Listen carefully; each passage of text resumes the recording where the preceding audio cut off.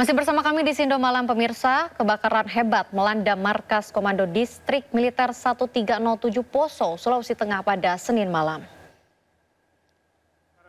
Amukan si jago merah terlihat melalap bagian depan bangunan Kodim yang terletak di kawasan Kasintuwu, Kecamatan Poso, Kota Utara, Kabupaten Poso.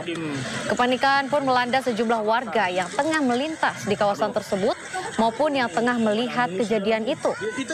Kobaran api yang semakin membesar membuat warga berteriak dan menjauh dari titik api. Khawatir akan adanya ledakan dari dalam markas. Hingga berita ini diturunkan, belum ada keterangan dari pihak terkait mengenai penyebab pasti kebakaran maupun kemungkinan adanya korban jiwa. Kantor Kodim Kabupaten Poso. Beralih ke informasi lainnya pemirsa, Rismon Sianipar menjalani pemeriksaan terkait laporan Presiden ke-7 Republik Indonesia Joko Widodo atas tudingan ijazah palsu di Polda Metro Jaya pada Senin petang. Rismon seharusnya diperiksa penyidik Subdit-Kamnek Ditreskrimum Polda Metro Jaya pada Kamis lalu. Namun karena dirinya berhalangan, maka pemeriksaan baru dilaksanakan pada hari ini. Polisi memeriksa ahli forensik digital tersebut sebagai saksi kasus ijazah Presiden ke-7 Republik Indonesia Joko Widodo. Pemeriksaan terhadap Rismon merupakan upaya permintaan klarifikasi. Saya tadi ditanyakan sejumlah pertanyaan yang berkaitan dengan metode-metode ilmiah yang saya kaji, tetapi ada sejumlah jawaban, sejumlah pertanyaan yang saya tidak berkenan untuk saya jawab. Ya, karena itu berkaitan nanti dengan hal-hal teknis, bagaimana saya mengkaji secara ilmiah apa yang saya teliti berkaitan dengan ijazah, lembar pengesahan Pak Joko Widodo yang kami dapatkan langsung dari UGM maupun dari ijazah yang diupload oleh saudara Dian Sandi. Ya. Kalau kita mau fokus kepada penegakan hukum dan menghormati kaidah hukum, penyidik harus menghormati Perma nomor 1 tahun 1956, di mana jika ada perkara berdata beririsan dengan apa yang mereka anggap ada perkara pidana, di hold dulu, dihentikan dulu perkara penyelidikannya dan fokus menunggu putusan pengadilan perdata hingga memiliki kekuatan hukum yang tetap begitu. Jadi kami pikir klarifikasi yang kami berikan sebagai bagian dari warga negara yang kooperatif memenuhi undangan dari penyidik sudah cukup begitu. Tim pembela ulama dan aktivis TPUA menyambangi gedung Barreskrim Polri untuk mendesak gelar perkara khusus atas penghentian kasus dugaan ijazah palsu Presiden ke-7 Republik Indonesia Joko Widodo. TPUA menyebut menyerahkan dokumen yang berisi 26 poin keberatan dalam penyelidikan perkara.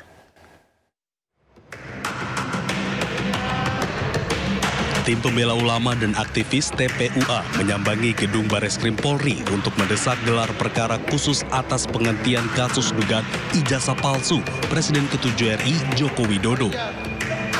Rombongan membawa dokumen yang berisi 26 poin keberatan dalam penyelidikan perkara. Di antaranya menyatakan tidak adanya transparansi penyelidikan dan penyidik tak memenuhi kaidah Scientific Crime Investigation hingga perlu gelar perkara khusus. TPUA juga menilai penghentian kasus menjadi cacat hukum karena tidak hadirkan pelapor dan terlapor.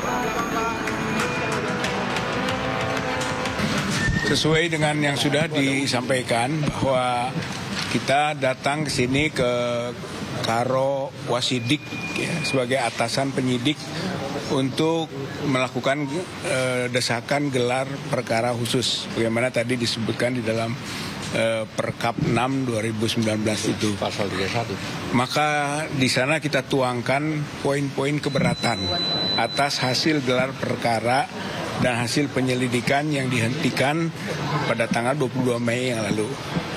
Ya, inti keberatannya kita tuangkan ada 26 butir gitu kan yang kita masukkan sebagai alasan hukum kenapa TPUA keberatan gitu kan atas penghentian penyelidikan.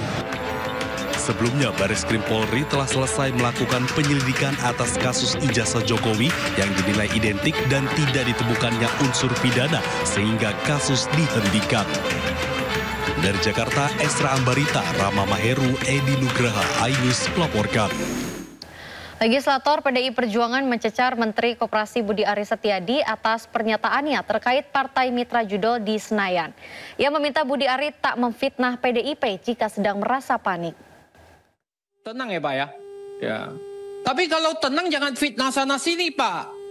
Jangan fitnah partai kami Pak. Ini nggak bagus Pak.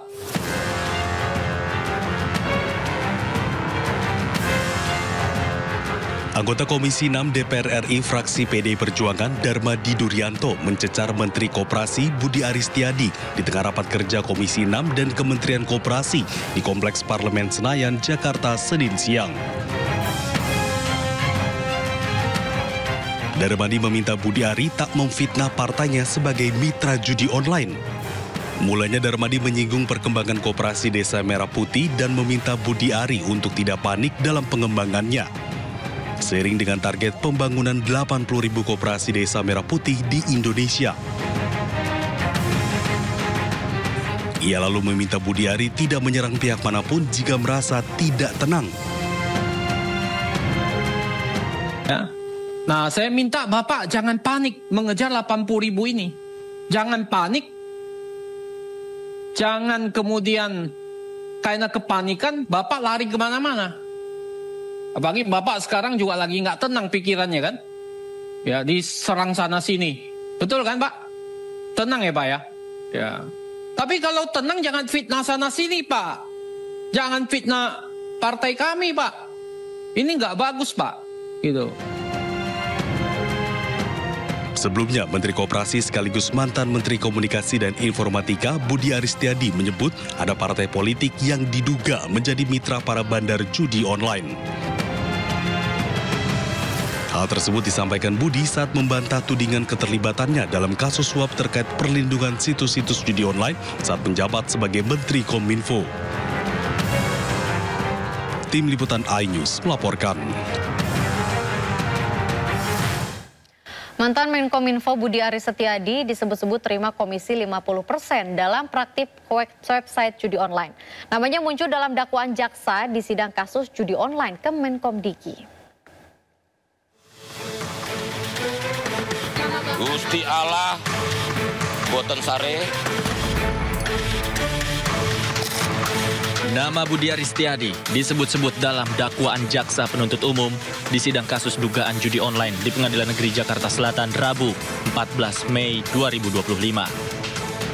Dalam dakwaan jaksa, Budi Aris diduga menerima sebesar 50% dari seluruh website judi online yang dijaga. Uang ini untuk memastikan agar laman ilegalnya tidak diblokir oleh Kemenkomdigi yang saat itu dipimpin oleh Budi Aris Setiadi. Tetapi sekali lagi bahwa penuntut umum dalam surat dakwaannya itu ya bahwa ada pihak-pihak yang disebut di situ, tentu itu didasarkan pada adanya fakta itu di dalam berkas perkara. Sebelumnya, Budi Aris pernah diperiksa Barreskrim Polri pada 19 Desember 2024 yang lalu. Budi diperiksa sebagai saksi dan meminta semua pihak untuk berhenti memfitnah bahwa ia bersalah. Bahkan, Budi Aris enggan merespon pertanyaan awak media dengan menyebut Tuhan tidak tidur dalam bahasa Jawa, yakni Gusti Allah boten sare. Nanti aja, enggak. Nanti ketenggelam. Gusti Allah boten sare, Tuhan tidak pernah tidur. Selesai. Sebelumnya polisi berhasil membongkar kasus judi online yang melibatkan 11 orang pegawai aktif Kementerian Komunikasi dan Digital. Sidang perkara Komdigi sendiri sudah digelar pada Rabu 14 Mei 2025 lalu dengan agenda pembacaan dakwaan atas 4 orang terdakwa. Hingga kini ada 3 orang yang masih buron dalam kasus ini. Tim Liputan iNews melaporkan. Informasi selanjutnya pemirsa, Komisi Pemberantasan Korupsi atau KPK melakukan penyitaan 11 buah mobil dan 2 buah motor dari hasil penggeledahan di 8 lokasi. Penyitaan ini terkait kasus suap dan gratifikasi pengurusan rencana penggunaan tenaga kerja asing di Kementerian Ketenagakerjaan Republik Indonesia. Sejumlah barang ini disita KPK dari 7 lokasi rumah di kawasan Jabodetabek dan 1 kantor Kemenaker selama 4 hari sejak hari Selasa 20 Mei hingga Jumat 23 Mei 2025. Selanjutnya barang sitaan ini dibawa ke rumah penyimpanan benda sitaan dan barang rampasan Komisi Pemberantasan Korupsi atau RUP Basan KPK untuk diamankan. Juru bicara KPK Budi Prasetyo mengungkapkan penyimpanan barang bukti dilakukan untuk memastikan pemeliharaan, perawatan dan juga keamanan dari barang-barang yang diamankan sehingga tetap terjaga secara ekonomis.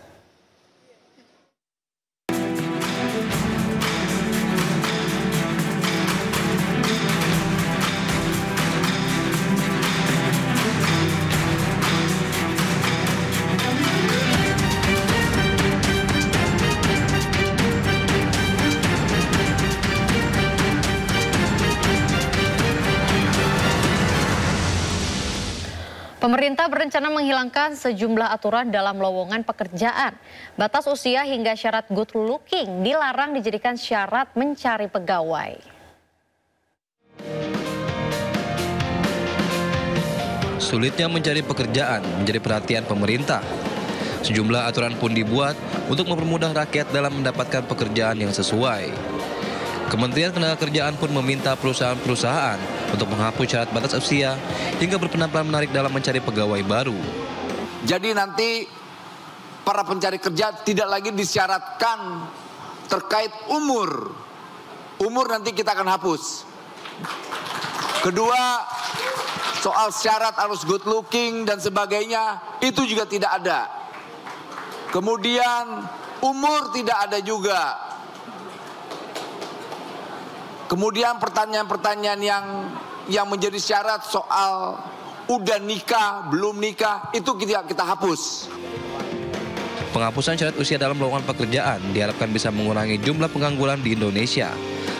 Lantaran hingga bulan Februari 2025, Badan Pusat Statistik mencatat jumlah pengangguran di Indonesia mencapai 7,28 juta orang. Tim Liputan iNews melaporkan. Dewan Pengawas BPJS Ketenagakerjaan memprediksi korban PHK di tahun 2025 akan mencapai 280.000 jiwa.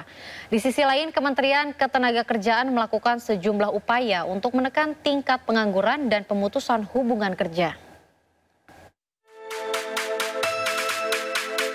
Dewan Pengawas BPJS Ketenagakerjaan memperkirakan angka pemutusan hubungan kerja akan melonjak tajam di sepanjang tahun 2025.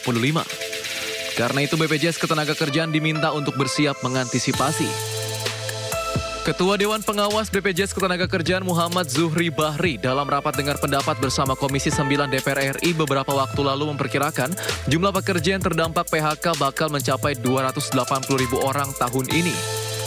Hal ini terlihat dari data Kementerian Ketenagakerjaan yang mencatat per April 2025 jumlahnya korban PHK mencapai 24.360 orang atau rata-rata 6.090 orang per bulan. Lalu dan potensi korban PHK yang akan terjadi itu ada sekitar 280.000 korban PHK. Ini baru prediksi. Sehingga sekali lagi Dewan Pengawas sangat mengapresiasi atas kesempatan untuk menginisiasi mengangkat terkait dengan dampak PHK ini. Di sisi lain, Kementerian Ketenagakerjaan terus melakukan berbagai upaya untuk menekan angka pengangguran di Indonesia di tengah kondisi global yang penuh dengan ketidakpastian.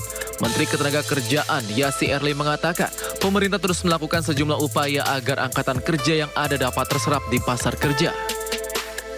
Salah satunya dengan menggelar Job Fair 2025 pada 22 hingga 23 Mei 2025 yang menawarkan sekitar 53.000 lowongan kerja. Langkah serupa juga dilakukan oleh Dinas Ketenagakerjaan di setiap provinsi.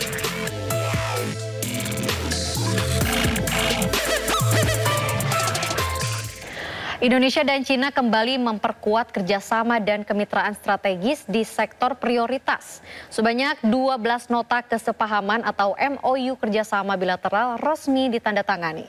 Di antaranya MOU kerjasama investasi antara Danantara dan China Investment Corporation. Presiden Prabowo Subianto dan Perdana Menteri China Li Qiang menyaksikan penandatanganan 12 nota kesepahaman atau MOU strategis dalam pertemuan kerjasama bilateral di Istana Merdeka, Jakarta. 12 MOU tersebut menandai penguatan kerjasama bilateral Indonesia-China di sektor prioritas mulai dari industri, pariwisata, ekonomi, hingga kesehatan. 4 MOU ditandatangani langsung di hadapan kedua pemimpin, dan 8 dokumen kerjasama lainnya ditandatangani secara terpisah.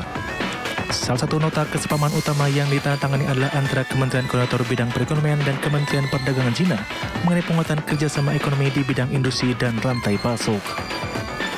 Penandatanganan MOU juga mencakup kerjasama investasi antara Danantara dan China Investment Corporation, serta penguatan hubungan antara Kamar Dagang dan Industri Indonesia dan Kamar Dagang Tiongkok di Indonesia. Sekarang ini kita telah menjadi mitra yang memiliki hubungan strategik yang komprehensif. Yang mulia, saya tegaskan kembali komitmen kami untuk memperkuat kemitraan ini dengan Republik Rakyat Tiongkok dan dengan bangsa Tiongkok. Kami memandang hubungan ini akan membawa kebaikan tidak hanya kepada kedua negara kita, tapi kepada seluruh kawasan Asia dan bahkan mungkin. Kerjasama di bidang keuangan, Bank Indonesia dan People's Bank of China menyepakati pembentukan kerangka kerjasama transaksi bilateral dalam mata uang lokal atau Local Currency Transaction Framework. Selain itu, ditandatangani juga MOU trilateral antara Kemenko Perekonomian, Kementerian Perdagangan China dan Pemerintah Provinsi Fujian Tiongkok mengenai proyek Two Countries Twin Park. Momentum ini menjadi bukti konkret dan semakin eratnya kemitraan strategis komprehensif antara Indonesia dan China.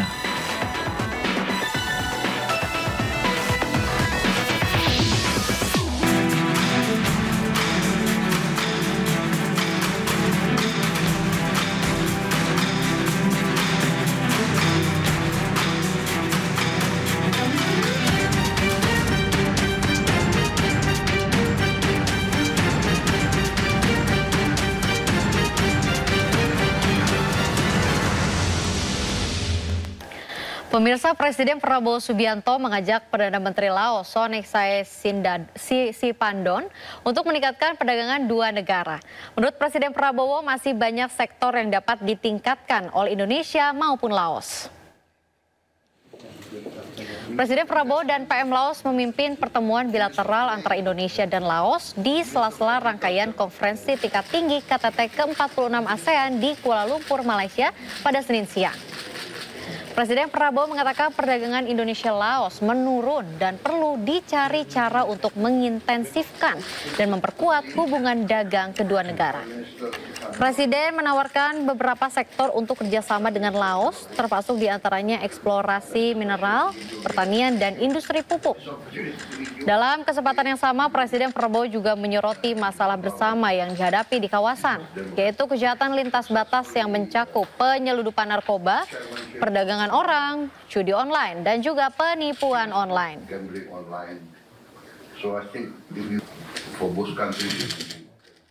Sebelumnya, pemirsa, Presiden Prabowo Subianto menghadiri konferensi tingkat tinggi atau KTT ke-46 ASEAN di Kuala Lumpur, Malaysia. Prabowo akan menjadi pembicara pada sesi pleno.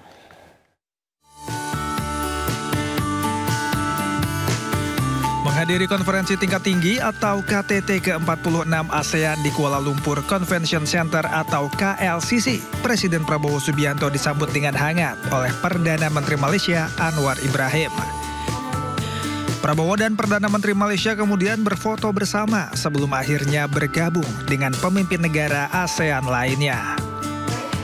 Sebelum sesi pleno, Prabowo juga mengikuti sesi foto grup bersama para pemimpin negara ASEAN lainnya.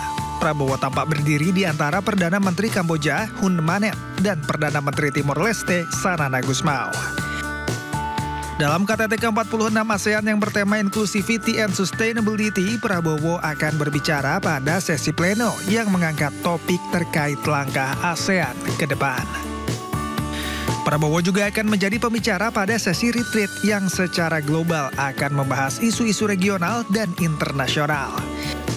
Kehadiran Prabowo tentunya semakin menegaskan posisi strategis Indonesia di kawasan Asia Tenggara. Selain mengikuti rangkaian pertemuan KTT, Prabowo juga diagendakan melakukan pertemuan bilateral dengan sejumlah pemimpin negara sahabat. Tim Liputan, iNews melaporkan. Timnas Indonesia menggelar pemusatan latihan di Bali menjelang ronde ketiga pertandingan kualifikasi Piala Dunia 2026 melawan Cina dan Jepang. Jangan kemana-mana, tetaplah di Sindo Malam.